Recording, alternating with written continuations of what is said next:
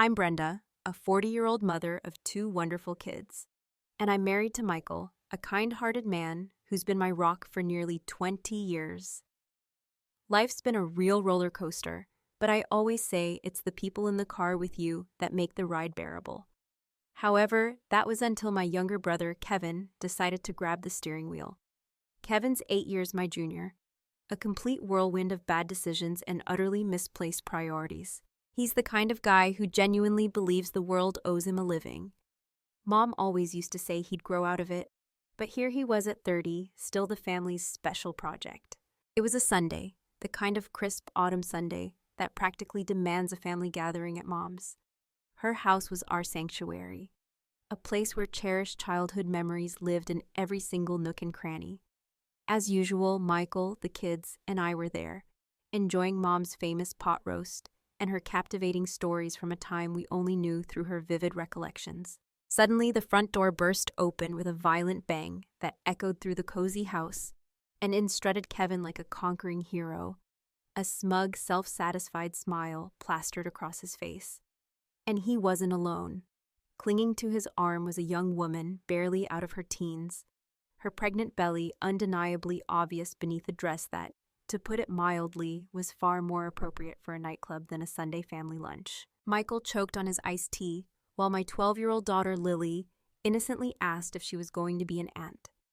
My 8-year-old son Max was far more intrigued by why Aunt Tiffany's dress was so darn shiny. "Family, meet Brittany, my fiancé," Kevin announced with a flourish, as if he were unveiling the grand prize on a game show. Mom's fork clattered onto her plate. "Fiancé, Kevin, we talked about this." Brittany tossed her long, bleached blonde hair and shot us a look that could curdle milk faster than a summer heat wave. "Yeah, we're getting married, and this little guy," she said, patting her very prominent stomach, "is Kevin Jr. The room fell so deathly silent you could practically hear the grandfather clock ticking in the hallway. Michael cleared his throat, offering a strained, "Congratulations, Kevin, that's big news." Kevin smirked, a truly irritating expression.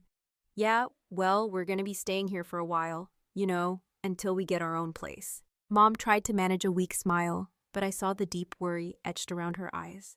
It was like watching someone casually set up camp precariously close to the edge of a towering cliff. Later that night, after the kids were finally tucked into their beds, Michael and I talked in hushed tones. "Brenda, he said, his voice low and serious, "your brother, he's not just irresponsible, he's taking blatant advantage of your mom." I knew in my gut he was absolutely right. Kevin was a human tornado, and we were all directly in his destructive path. The only looming question was just how much damage he would inflict before he inevitably moved on to his next ill-conceived scheme. The next few days unfolded in a dizzying blur of Kevin and Brittany shamelessly making themselves at home. Brittany transformed Mom's usually pristine living room into her personal, cluttered lounge, her feet constantly propped up on Mom's antique mahogany coffee table.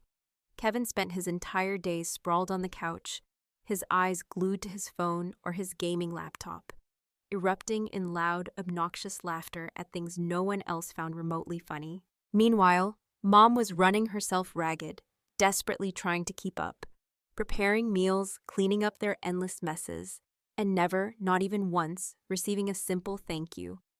It was like watching someone slowly, agonizingly deflate before our very eyes.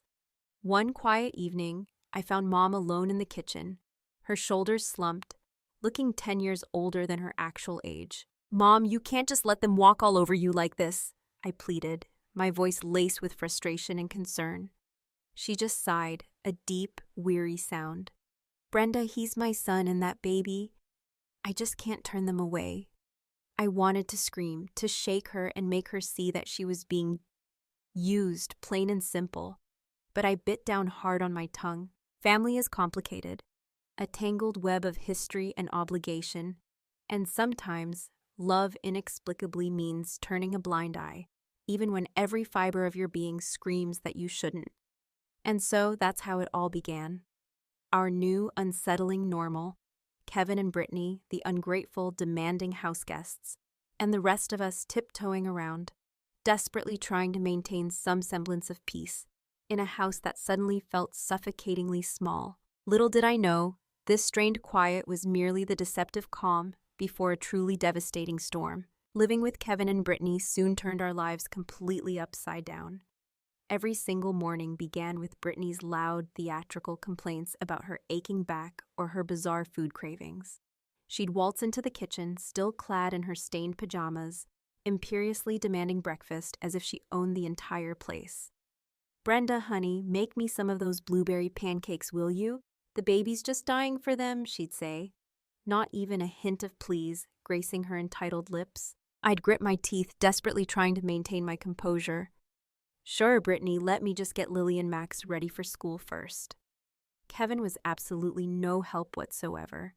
He'd be permanently lounging on the couch, his grubby sneakers propped up on Mom's cherished coffee table, his face illuminated by the glow of his laptop or his gaming console. "Hey, when's breakfast?" He'd bellow from the living room, not even bothering to lift his head. Mom, bless her perpetually forgiving heart, tried to play the weary peacemaker. "Brenda, they're just young, honey. Remember how we were?" I was having none of it. "Mom, we never acted like such entitled brats." But she'd just wave me off with a tired hand, scurrying off to wait on them hand and foot, as if they were royalty and she their devoted servant. Things spiraled even further downhill as Brittany's due date rapidly approached. She'd leave a disgusting trail of mess wherever she went. Dirty dishes piled precariously in the sink, laundry overflowing its basket, and there she'd be, perched on the phone for hours, loudly gossiping about absolutely nothing of importance. One particularly infuriating afternoon, I finally snapped. I found her sprawled on the living room sofa, her bare feet once again resting on Mom's antique coffee table, talking at an ear-splitting volume to some friend on her cell phone. And then, to add insult to injury, I overheard her casually telling Kevin, "Honey, we really need a new SUV, something safe for the baby, you know?" I marched right into the living room, my voice trembling with barely suppressed rage. "Brittany, this isn't a hotel. You can't just expect everyone else to clean up after your disgusting messes." She dramatically rolled her heavily made-up eyes. "Chill out, Brenda. I'm pregnant, remember?" Kevin finally chimed in, his tone dismissive. "Yeah, Brenda, lay off her. Can't you see she's carrying my kid?" I shot back, my anger reaching a boiling point. "Being pregnant doesn't give you a free pass to be a complete slob, Kevin." Just then, Mom came into the room, wringing her hands nervously. "Please, girls, let's not fight. It's not good for the baby." I looked at Mom, her face drawn and utterly exhausted. "This isn't right, Mom. You're running yourself ragged for them." But Mom, in her unwavering devotion, simply wouldn't listen. "They're family, Brenda. What else can we do?" The days dragged on, each one more draining than the last. Kevin and Brittany would blithely disappear for hours on end, leaving Mom to clean up their messes and often to fret about their whereabouts. They'd return laden with shopping bags, laughing loudly about their extravagant day out, completely oblivious to the strain they were putting on Mom. One quiet evening, I overheard them shamelessly planning a lavish wedding. "We need the absolute best, babe. It's our day," Kevin declared pompously, his arm possessively around Brittany. Brittany giggled in agreement. "Of course, and your mom can totally help with the expenses, right?" I couldn't believe my own ears. I confronted them, my voice shaking with disbelief and fury. "You're planning a wedding you clearly can't afford, and you're just expecting Mom to foot the entire bill?" Kevin merely shrugged, completely unconcerned. "Why not? She's got the money." I was absolutely livid. "You can't just keep using Mom like your personal ATM, Kevin." But my impassioned words fell on deaf ears. They simply laughed and continued their self-absorbed planning, leaving me seething with helpless rage. Life in Mom's once peaceful house had deteriorated from bad to utterly unbearable. Then Brittany gave birth to a baby boy, whom they predictably named Kevin Jr., or KJ for short. You'd think the monumental responsibility of a newborn would slow them down, but no. It only seemed to provide them with even more pathetic excuses for their lazy, entitled behavior. One dismal morning, I walked into the kitchen to find Mom wearily washing a mountain of their dirty dishes. Brittany was sprawled out on the sofa, mindlessly cooing at KJ, while Kevin was engrossed in some brain-numbing game on his phone. "Morning, Mom. Why are you doing all these dishes?" I asked, struggling to keep the tremor out of my voice. Mom just sighed, a sound heavy with exhaustion. "Oh, honey, Brittany needs to rest, and Kevin's busy." I shot a pointed glare at Brittany, who was perfectly capable of lifting a finger. "Busy doing what, Mom?" I challenged. "Brittany, you can't just leave absolutely everything for Mom to do." Brittany finally deigned to look up, shooting me a venomous glare. "I just had a baby, Brenda. I'm not supposed to stress myself out." Kevin didn't even bother to look up from his phone. "Yeah, Brenda, back off. You don't know how hard it is." I couldn't believe the sheer audacity. "Hard? You call sitting on your butt all day hard?" Mom desperately tried to diffuse the escalating tension. "It's okay, Brenda, honey. I don't mind." But I was far past caring about keeping the peace. "No, Mom, it's not okay. You're not their servant." It was like talking to a brick wall. Kevin and Brittany simply didn't care about anyone but themselves. They'd brazenly leave the house for hours on end, abandoning Mom to care for their infant son. They'd return laden with expensive bags of clothes and the latest gadgets, bragging loudly about their amazing deals, completely oblivious to the silent resentment simmering in the house. One fateful afternoon, I found a receipt carelessly tossed on the kitchen table, a designer dress for Brittany that cost more than what most hardworking people earned in an entire week. I confronted them, my voice tight with fury. "Where did you even get the money for this, Kevin? And why is Mom constantly paying for your ridiculously extravagant lifestyle?" Kevin simply shrugged, utterly unbothered. "She's our mom, Brenda. She wants to help." I was absolutely furious. "Help? You're bleeding her dry, Kevin. You're taking advantage of her kindness." That's when Brittany chimed in, a smug, self-satisfied smirk plastered on her face. "Well, if she's willing, why not? Besides, what's it to you, Brenda?" I couldn't take it anymore. The dam of my carefully controlled emotions finally broke. I had to talk to Mom alone, away from their parasitic presence. "Mom, you can't keep giving them money. They're shamelessly using you." Mom just shook her head sadly. "I can't abandon them, Brenda, especially not little KJ." I desperately tried to reason with her, to make her see the obvious truth. "But they're not even trying to be responsible. Kevin isn't even looking for a job, and Brittany is just spending your hard-earned money like it's water." Mom looked away, her voice barely a heartbroken whisper. "I know, Brenda, but they're my children. I have to help them." I felt utterly helpless, watching my family slowly fall apart, piece by agonizing piece. Kevin and Brittany were like insidious leeches, relentlessly draining everything and giving absolutely nothing back. And Mom, bless her incredibly kind heart, was simply too loving to see the devastating truth. I didn't know how much more of this I could possibly endure. The breaking point felt terrifyingly near, and I dreaded what would happen when we finally reached it. Then, things took a sharp, devastating turn for the worse. Mom suddenly fell ill. It happened with terrifying speed. One day she was her usual resilient self, and the next she was frail and weak, confined to her bed. I sat by her bedside, holding her fragile hand, my heart aching with fear and sadness. "Mom, you're going to get through this," I whispered, desperately trying to sound more hopeful than I actually felt. She managed a tired, weak smile. "Oh, honey, I'm just worn out. I've lived a good life." Kevin and Brittany were nowhere to be seen, undoubtedly outspending more of Mom's dwindling savings. I couldn't hide my simmering anger any longer. "Where are they, Mom? Why aren't they here helping you?" Mom's eyes were filled with a deep, heartbreaking sadness. "They have their own lives, Brenda. Don't be too hard on them." But I couldn't let it go. "Their own lives.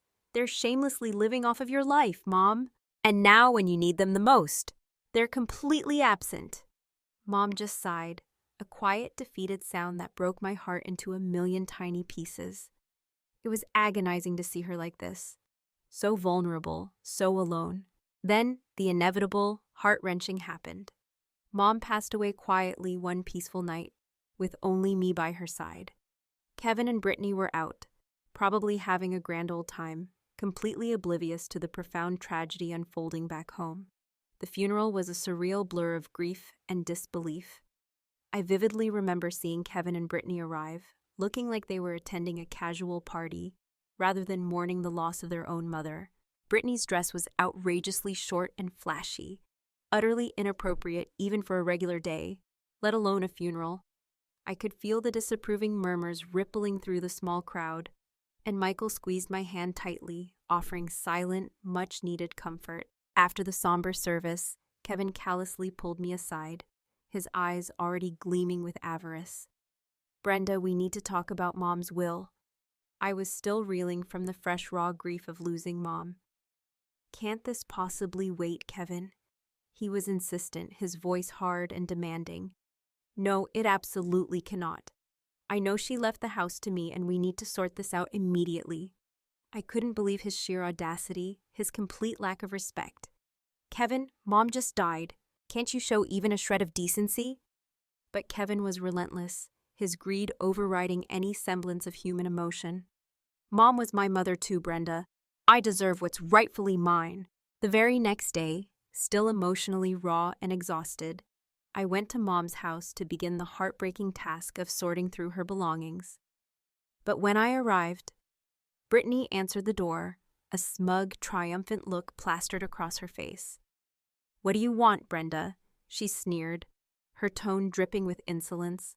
I was completely taken aback. "I came to collect some of Mom's things, Brittany." Brittany let out a cold, harsh laugh that sent a shiver down my spine. "Oh, didn't you hear? This is our house now. Kevin got everything." Just then, Kevin appeared behind her, a wide, self-satisfied grin stretching across his face. "Yeah, Brenda. Mom changed her will. The house, the money, everything. It's all mine now." A violent surge of anger and utter disbelief washed over me. "You're lying. Mom would never do that." Kevin simply shrugged, his eyes devoid of any remorse. "Believe whatever you want, Brenda, but the will is crystal clear. This is my house now." So, I stood there on the doorstep of the house I had grown up in, the house filled with so many precious memories, feeling like a complete stranger. The devastating realization hit me with the force of a physical blow. Not only had I just lost my beloved mother, but now I was also losing my cherished childhood home to my utterly greedy brother and his manipulative, heartless wife. As I turned and walked away, a cold resolve hardened within me. I knew deep in my heart that this was far from over. I had to fight back. For Mom's memory, for my family's dignity, and for what was undeniably right. But little did I know, the arduous battle that lay ahead would be even tougher and more emotionally draining than anything I had ever faced before. I was a nervous wreck as I walked into the notary's sterile office. The entire situation felt like a grotesque nightmare. Losing Mom was a pain I could barely comprehend. But now having to fight with Kevin over her will was something that had never even crossed my mind, in my darkest imaginings.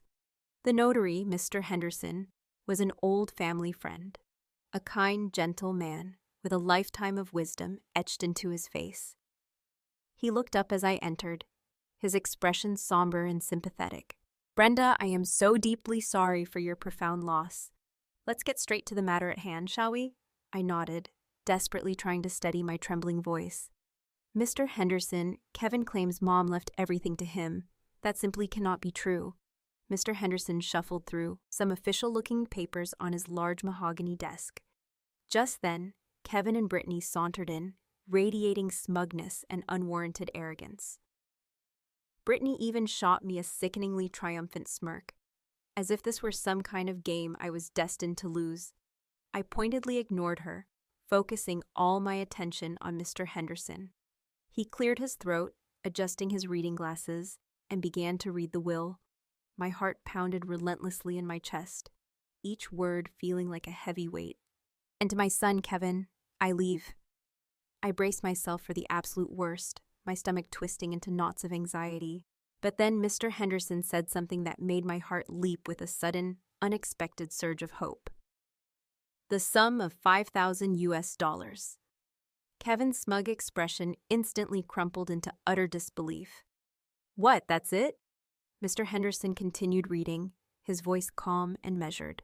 And to my beloved daughter Brenda, I leave the family home located at insert fictional address and the remainder of my entire estate. I couldn't believe what I was hearing. A wave of profound relief and utter disbelief washed over me, so intense it almost made me weak in the knees. Brittany, however, was absolutely furious, her face contorted in a mask of pure rage. "That's impossible! She promised us the house!" Mr. Henderson looked at them sternly, his gentle demeanor replaced by a firm authority. "There's more. It appears your mother executed this last will and testament just 1 month ago, after explicitly expressing serious concerns about undue pressure from certain family members." Kevin's face flushed a dangerous shade of red, his fists clenching at his sides. "This is outrageous. She wanted me to have the house." I couldn't help but feel a small, vindictive sense of justice blossoming within me. "No, Kevin. Mom finally saw through your pathetic charade. She knew exactly what you were doing." Kevin turned on me, his eyes blazing with unadulterated fury. "You did this, Brenda! You deliberately turned her against me," Brittany chimed in, her voice shrill and venomous. "We'll contest this. We'll get the best damn lawyer in this whole state." Mr. Henderson raised a skeptical eyebrow. "You are certainly free to do so. However, be aware that if it is found that there was any coercion or undue influence involved in any previous will, there could be significant legal consequences." Kevin and Brittany exchanged a worried glance, their earlier confidence visibly wavering. I stood up, feeling a strength I hadn't felt in months coursing through me. "Mom saw through your blatant greed, Kevin. She made absolutely sure her last wishes were respected." Kevin stormed out of the office, muttering a string of angry curses under his breath, with Brittany trailing furiously behind him.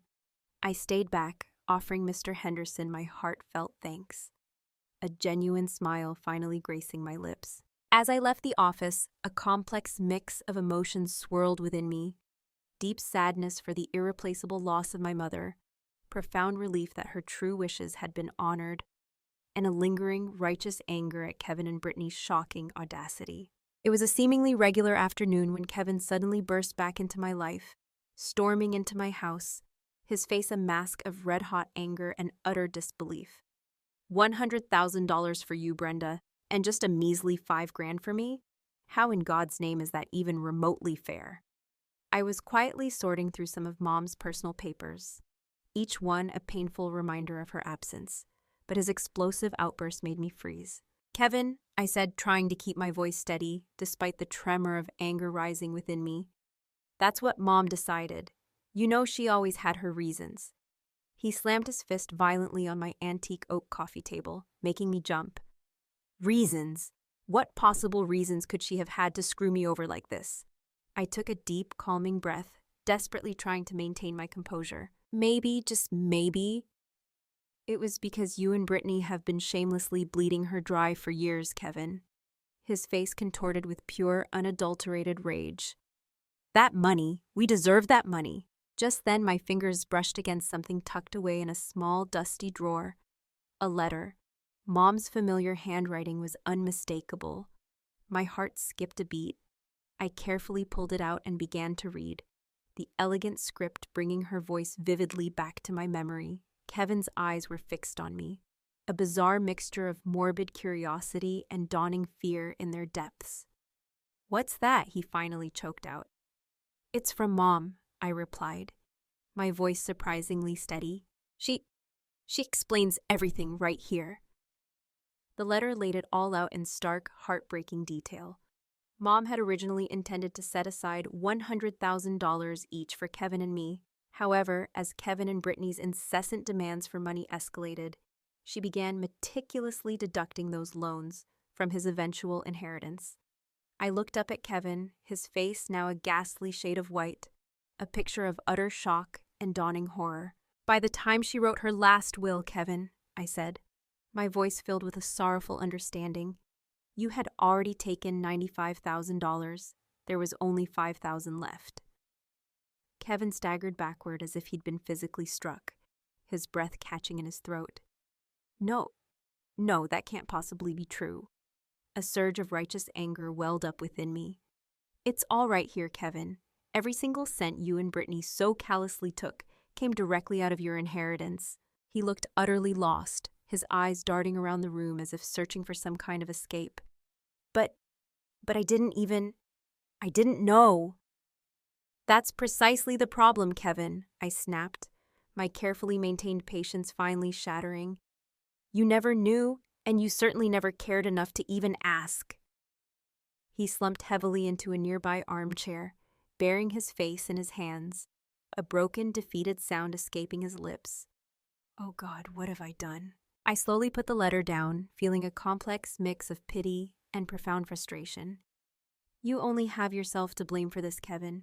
You made your choices, and now you have to live with the consequences. Kevin left my house that day a broken, hollowed-out man. I watched him walk away, a strange sense of hollow justice settling over me, but also a deep, gnawing sadness. Our family, once bound by love and shared history, was now irrevocably torn apart, not just by the crushing weight of grief, but by the insidious poison of greed and willful ignorance. The house, once a battleground of bitter family feuds, was now eerily quiet, the silence amplifying the gaping hole Mom's absence had left. Kevin and Brittany had vanished, cutting off all contact with me, a strange mix of relief and lingering unease settling over me as I was left to grapple with the messy aftermath of their destructive chaos. As I sat alone in the quiet living room, staring at the walls that had witnessed so much joy and now so much pain, my phone rang. It was my dear friend Jennifer. Brenda, honey, have you heard about Kevin?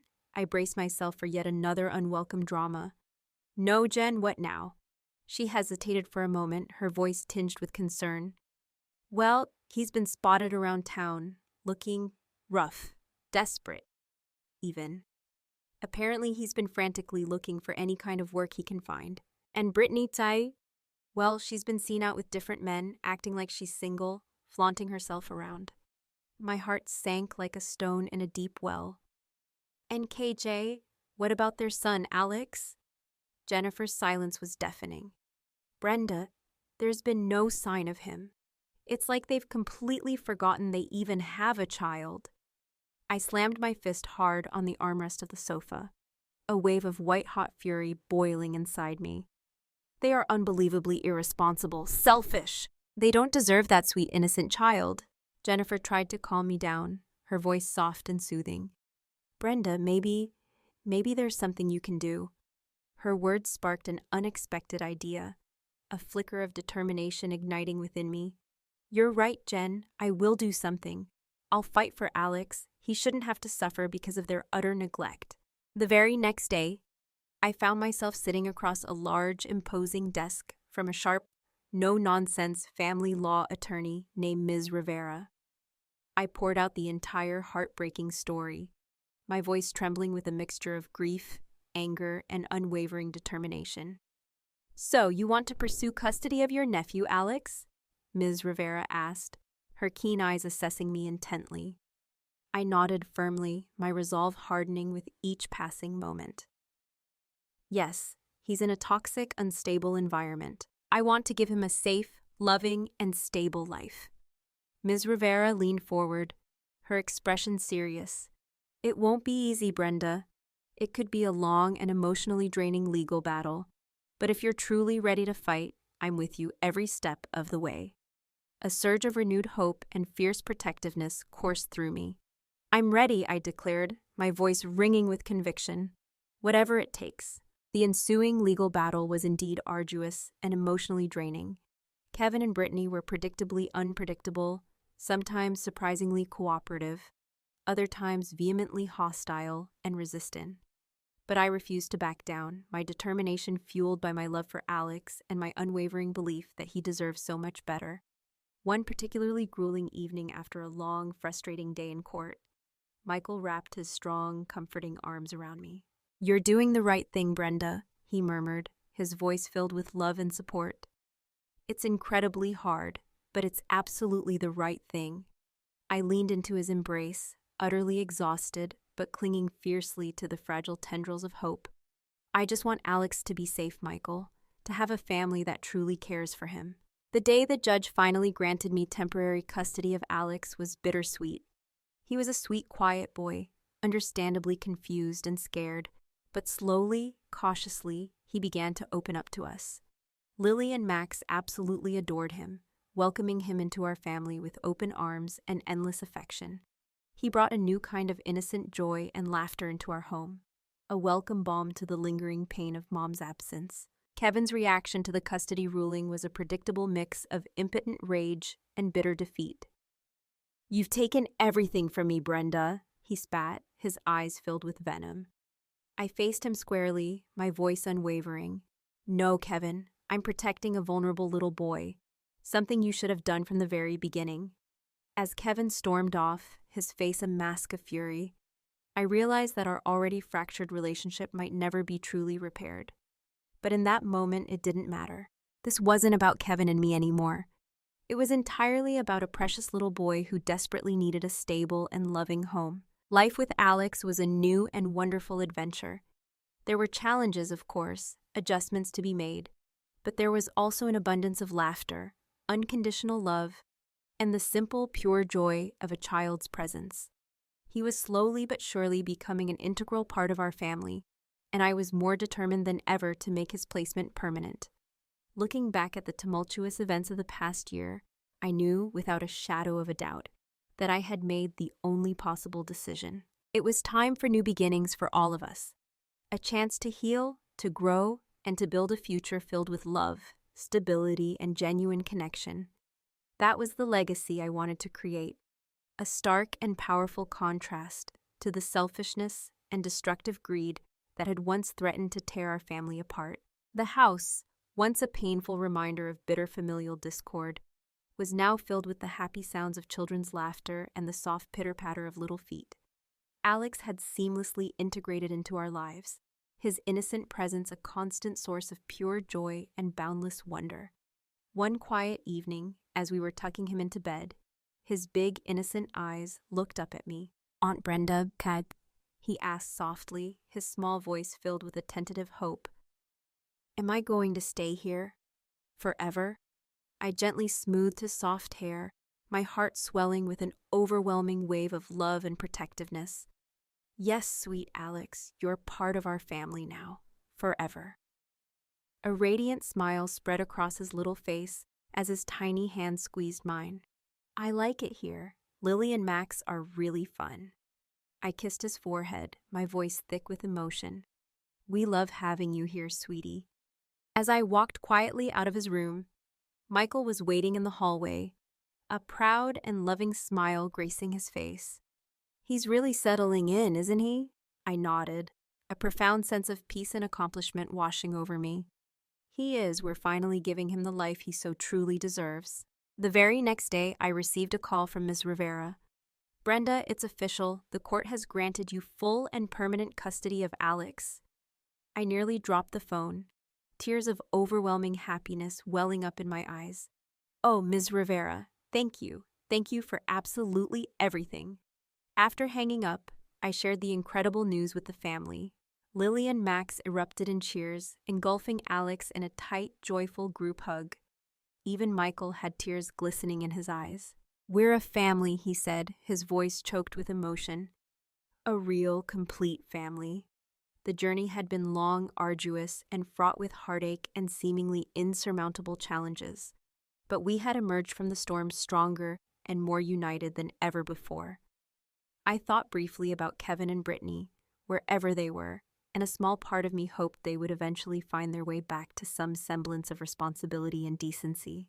But my primary focus now was on the children, on nurturing our newly expanded family. In the months that followed, Alex blossomed. He was no longer the timid, withdrawn little boy we had first met. He was confident, happy, and surrounded by an abundance of love. One sunny afternoon, while we were all playing in the backyard, Alex came running up to me, a bright yellow dandelion clutched tightly in his small hand. "Look, Aunt Brenda, I made a wish." I crouched down to his level, my heart overflowing with affection. "Oh, really? And what did you wish for, sweetie?" He grinned, his innocent eyes sparkling with pure joy. I wish that we'd all be together forever. I hugged him tight, my voice thick with emotion. That's the very best wish anyone could ever make, Alex. And guess what? It's already come true. As I looked around at my beautiful family, bathed in the warm, golden light of the setting sun, a deep and profound sense of peace settled over me. We had weathered the storm, endured the darkness, and emerged into the light, stronger and more resilient than ever before. Our future was filled with hope, unwavering love, and the beautiful promise of countless new beginnings. This was our story, a powerful testament to the enduring strength of family and the transformative power of unconditional love. It was a future brimming with hope, and we were finally ready to embrace it with open hearts and open arms. Valuable lesson: the insidious nature of greed and entitlement can tear families apart and inflict deep, lasting wounds. However, the unwavering strength of love, coupled with the courage to stand up for what is right, can ultimately lead to healing, justice, and the creation of a stronger, more loving family unit. Sometimes, protecting those who are vulnerable requires difficult choices and painful confrontations. But the well-being of the innocent should always be the guiding principle. What are your thoughts on Brenda's difficult journey? Have you ever experienced similar family challenges? Share your comments below, and don't forget to subscribe to our channel for more inspiring stories.